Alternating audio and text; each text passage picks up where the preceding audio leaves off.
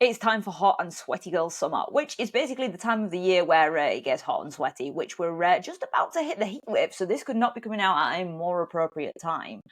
In today's episode of Body Beyond the Scales, I'm going to be talking through navigating summer, navigating holidays, navigating the barbecue, and navigating the beer garden, because I think these are things that we don't necessarily think we have to navigate, think we have to think about. So actually spending a little bit of time thinking, spending a little bit of time making sure that we have the right strategies in place to handle these things just means that you can get the best outcome. And if you're trying to lose weight at the moment, you're able to lose weight. And if you're trying to maintain your weight at the moment, you're able to maintain your weight. So it just means that having strategies in place means that you're much more likely to do that. So let's get into it.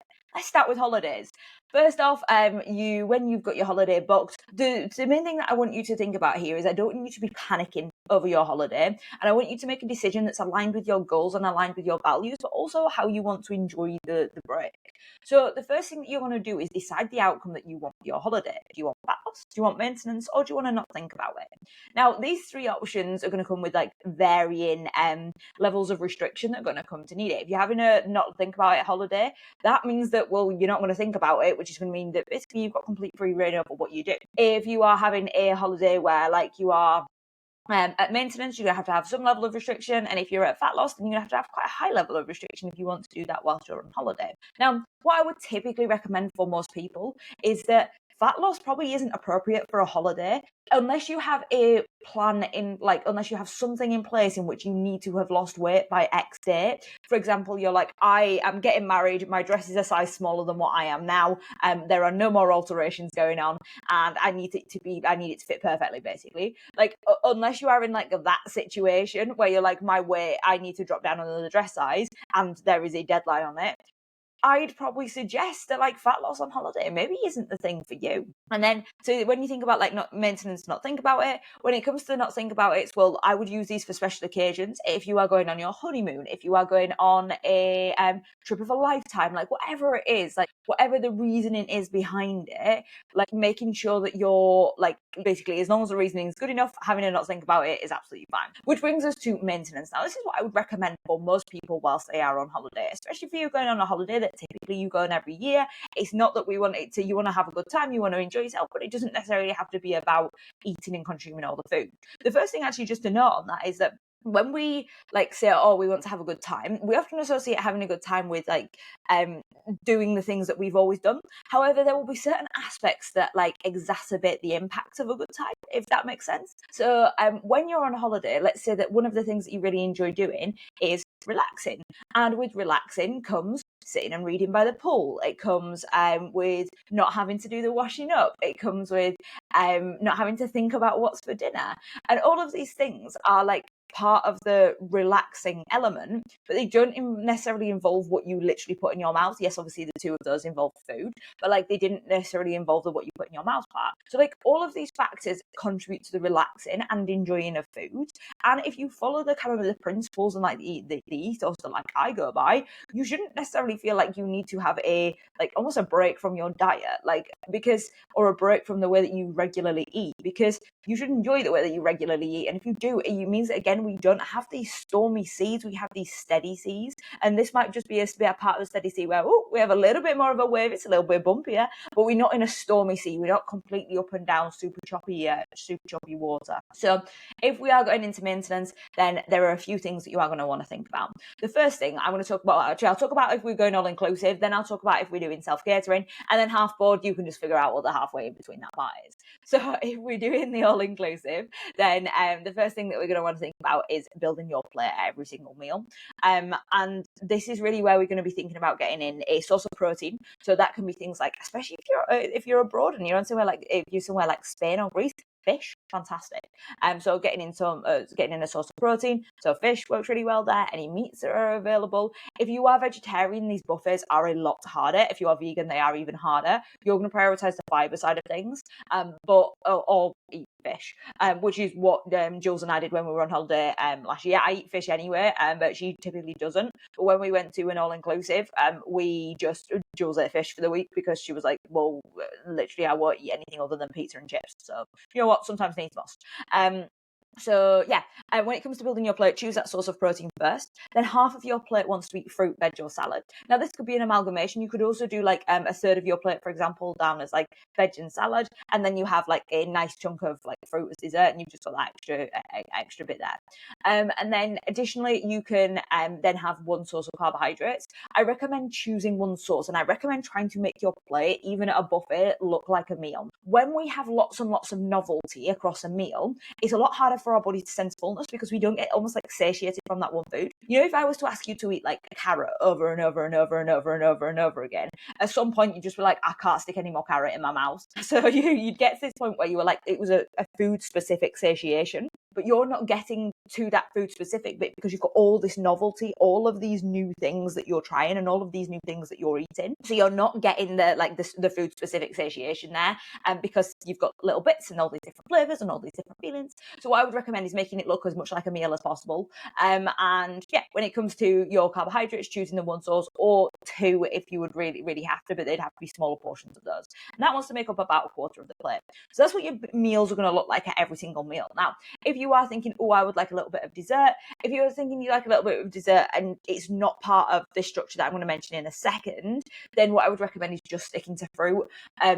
In most cases, like we will have like ample fruit at these buffets. At breakfast there'll be fruit, at lunch there'll be fruit, at dinner there'll be fruit. So like fruit up basically. That extra fiber is going to be really helpful, particularly if you can get fruit, and especially if you can get fruit that's like in water or it's fresh fruit rather than fruit in syrups. Fruit in syrups is going to massively shoot up those calories. So yeah, go for the fruit in water or fruit in just fresh fruit. Which usually you can get ample of at these places. So just enjoy it. The next thing that you want to be thinking about then is throughout the day, you want to be having 3 meals, all following that build your plate structure. And then you can have one additional thing from this list. So you can either have an additional meal. So that might be your ice cream. That might be the mid-afternoon snack, whatever that is. It might be 2 to 4 alcoholic drinks. Depending on the drinks that you have, depends on like if you're going to go on the 2 side or the 4 side. If you have 2, I would recommend like that's probably more for if you're having say like cocktails.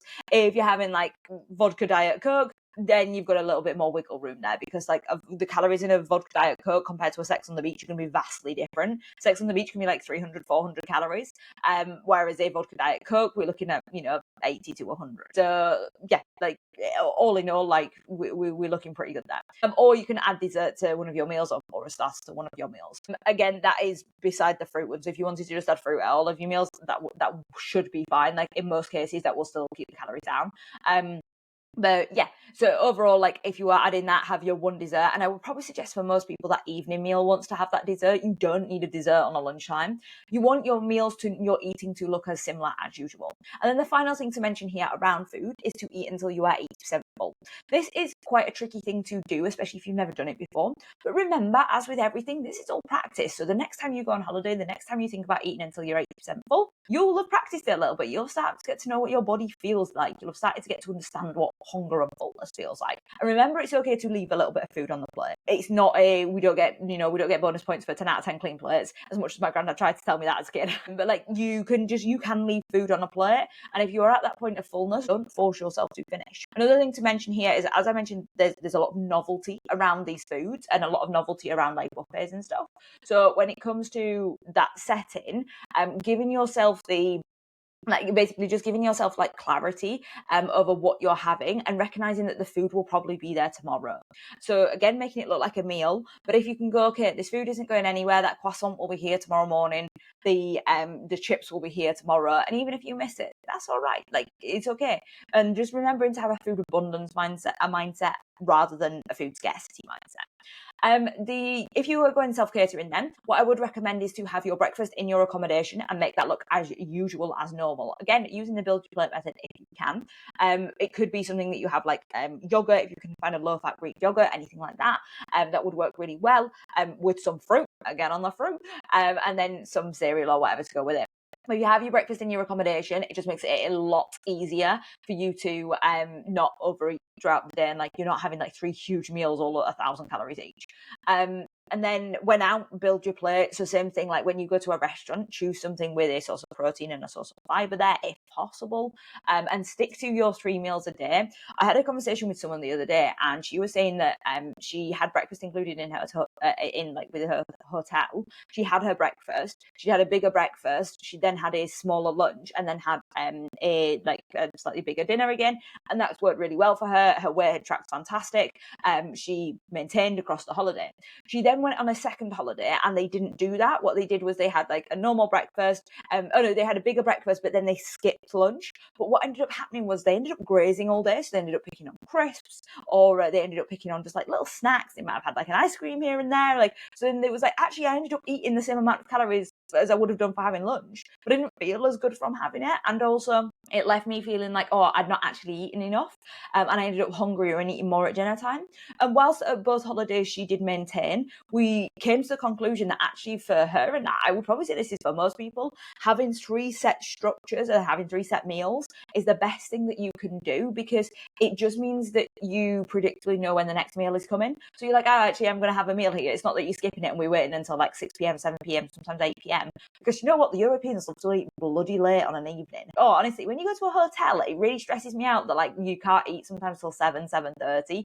That is way past dinner time. Dinner time starts at 6. It's always when you go there and like you see like the Germans and the Spanish like arriving at like 9 p.m. and you're like, I've eaten, I've had dessert, I'm on like a cocktail now. So yeah. And then the final thing to mention is that like whilst you're on holiday, and with self-catering, actually, just make sure that you stick to the 3 meals plus the one addition from what I said earlier with the all-inclusive, same structure. And then when it comes to being on holiday, the other thing to think about is just steps. So keeping your activity nice and high. My best advice here is to bookend the day. So breakfast time, making sure that you get some steps after that, and then dinner time, making sure you get some steps after that. The more that you can keep yourself active, the better, because this is just going to increase your calories out. It's also going to help with digestion. So again, just stack them at meal times, super easy, and it's going to be coolest at those times of the day, breakfast and after dinner. The next thing to think about is going to be activity in general. So if you can get your activity up and do things like swimming or mini golf or a game of tennis, like whatever it is, keep yourself active and get yourself doing things.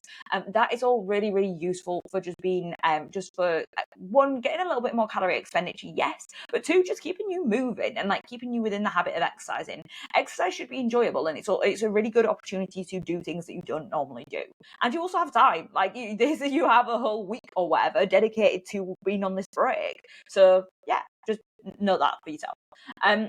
And then finally, the thing to mention here is hydration. Now, one thing just to like caveat this with is I appreciate that when you go abroad, not all water is like safe for drinking, or not all water agrees with Brits. I notice literally if I go from being like in one place in the UK to another place in the UK and I drink their water, sometimes I can end up like with like a funny tummy just from that. So like it's worth noting that like water variations like sometimes don't agree with your gut very well, and that's all right. Like, and just recognizing that. One thing you can do is buy those huge bottles that they tend to have. If you go to a local supermarket when you're in Spain or whatever, those huge bottles, and then just filling your water bottle up with that. You can take a water bottle even better. Little notes there just for things to think about on that, like on the hydration front, making sure that you're drinking enough. Just a slight side note there as well is that most places will use ice. Well, their ice is obviously just their frozen water, so just be prepared for that. Like if you're having a lot of drinks with ice in, that is potentially going to increase the amount of their water that you are consuming. So whilst most of it is safe to drink, and it's safe to drink from the tap, just it might not agree with your system if you're anything like me. So yeah, when it comes to hydration as well, just making sure that you're drinking regularly, staying nice and hydrated, and again, stack it at meal times. So when you're in the restaurant, have it there. A caveat on that is remember not to drink your calories if you can avoid that. So stick to like artificially sweetened beverages, so things like Diet Coke, Diet Lemonade, and so on. They're your best shots. I will caveat that with Fanta Lemon and Fanta tend not to be that like calorific. Check the calories first. Like you are looking at like 80 per per 500 ml usually, but they tend not to be as calorific as what like Coke is, which for 500 ml you're looking at like 180 calories plus actually. So just bear that one in mind. So yeah, the final thing to mention is that even if you have been eating at maintenance, you may get back off your holidays and the scales have gone up. That doesn't mean that you have gained weight. For most people, travel will impact your body, and that will impact the amount of like that your weight increases. It's water retention. It's just your body, like, it's just a little bit inflamed, a little bit like basically a little bit of water retaining. Different foods, the food might not have digested as well. We tend to eat less fiber, which is why I'm encouraging the fruit consumption as well. And we tend to eat less fiber, which means that things don't move through the system quite as well or quite as efficiently. So that therefore means that you're more likely to be a little backed up. And yeah, like, we tend to eat more carbohydrates. All of these are a recipe for your scales to increase, which therefore means that, like, you might get back off your holiday and the weight shot up. The best practice here is if you get back, weigh yourself straight away so you know what's going on, but don't react to it. Some people want to avoid weighing themselves, and if you feel like it's going to compromise your mental health, 100% avoid weighing yourself. However, if you are like, it's not going to compromise my mental health, or you're like, you know what, I can logically rationalize this, step on the scale, see what the number is, and keep weighing in every day and see when it drops. But most people, in 3 to 5 days, it will have dropped off. In that 3 to 5 days time, you'll actually be able to see what kind of like how far, if you were at maintenance, if you went over maintenance, how much fat you've gained. And that will roughly, again, very crude way, we can't like know specifically how much fat that you have gained, but you will be able to like get a good gauge and go, okay, well, this was water. I have someone that I work with, and every time she goes on holiday, her scales literally just go like whee as soon as she comes back. And like within a few days, she will be like 3 to 4 kilograms down. And that is, we're talking about like 8 pounds there. That is a substantial amount to lose, and that is a substantial amount to think that you have gained, but that's not accurate. It's just that she retains water really easily, especially after travel. So just something to know, like, that can all affect like water retention. So let's talk about barbecues. When we go to barbecues, we want to think about the BBQ method. So the first B is the battle plan. And this is exactly the same as what we were talking about when it comes to holidays. You are just going to decide what you want the outcome of the day to be. So do you want fat loss, do you want maintenance, or do you want to not think about it? Now, in this case, I probably wouldn't recommend the not think about it, because most barbecues are in the UK, they're across an afternoon. Unless it is your birthday and you are celebrating whatever, then we probably want to sit more on the maintenance or the fat loss side. So when you are choosing these, what I'm going to do is talk through the fat loss plan and then talk about what you'd add in for maintenance. The second B that we're going to be talking through is build your plate then. So same premise as before, as when you're on holiday. However, this one is so easy. Barbecues, building your plate. Chef's kiss, easiest thing that you can do. First thing, you're going to choose your protein source. Are we having a burger? Are we having sausages? Are we having whatever else might be on the barbecue? But like, whatever else that you're putting on there, that is your protein source. Easy work. If you are veggie or vegan, try choose something that has a higher level of protein in it. This is sometimes takes a little bit of thinking about, but there are so many good meat substitutes. If you work off the basis for about 200 calories, you want about 20 grams of protein, you can't really go far wrong there. And then finally, if you are going to the meal, you have that, and like you have some salad with it as well. That is your and obviously have a bread bun, or you could have chips or something like that, but choose your one carbohydrate source. And then if you are going for maintenance, the thing that you can do is either choose a second carbohydrate source. So say you'd gone for the burger bun, you could go for chips. You could have 2 to 4 alcoholic drinks, or you could have a starter or dessert if that's an option at a barbecue. But yeah, like that's basically what you need to do. And that is for your maintenance option. If not, it's just stick to the build your plate for your fat loss option. And finally, quit picking. It's so easy at barbecues just to keep picking at the food that's available. We don't want to keep picking at the food that's available. It might be your partner's food, the kids' food, whatever. Just stick to what's on your plate. Stick to that very nicely built plate that you've just done, and then leave it there. So finally, beer gardens. When it comes to like managing the beer garden, you're gonna really hate me for this, but pretty decide what you're gonna do. The more basically, if we can decide ahead of time, you're taking the emotion out of the equation. In the moment, we tend to be a lot more we tend to think a lot more with like what do we want, rather than like what's most goal aligned, what's most value aligned. And we want you to be making goal aligned and value aligned decisions, because that's going to be better for you in the long term. We tend to like meet our short term needs if we just do something in the short term, whereas we find it a lot easier if we pre-decided and made a decision that aligns with what you in the future want. So Pretty decide, are we having fat loss, maintenance, or not? Think about it. Again, we're talking about, say, like a typical Sunday afternoon, you've gone out to the beer garden, or someone says she will grab a few drinks after work. This is not a not think about it occasion. It's going to be very rare that a beer garden is going to be a not think about it occasion. Again, unless it is your birthday maybe, and you are like, I want to get white girl wasted. So here it's going to be maintenance or fat loss. Pre-track the number of drinks in. What I would recommend is pre-choosing how many drinks that you're going to have as well. And this, again, is just making that decision ahead of time, and just recognize, like, okay, well, how drunk do I want to get at this event? I would challenge you to ask, why do you want to get that drunk? So if you're like, I want to get really, really drunk, I want to be white girl wasted, my question would be why? And that might be something to address. It might not be something you address right now. It might be something you address down the line, but it might be something that you address if you are feeling like you're saying to people please to drink, like, and that's what you're going to be doing there. It might be worth thinking about, okay, is this really a productive behavior? Is this really moving me in the direction? Is this really moving me towards my goals? If you are listening to this podcast, I am going to make the assumption that you have some health aligned behaviors, like you have some goals to improve your overall health. That's where I now want you to think about, is me getting white girl wasted at every single opportunity, at every single beer garden on a random Tuesday evening, is that really productive and moving me towards my goals, or is that self-sabotaging me? That's just something to reflect on.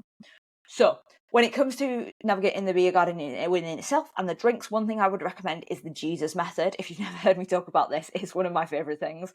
So we basically look at going from water to wine to water to wine. Now I say wine, I just mean alcoholic drinks in there. I typically recommend to have a clay spirit and diet mixer, as this will keep calories down. So we want to go for if you go for your first alcoholic drink, you might have a vodka diet coke. We then go into a glass of water, and then we follow that with a vodka diet coke, and then into a glass of water. It's alcohol, water. Just that approach is going to, one, make sure that you stay nice and hydrated.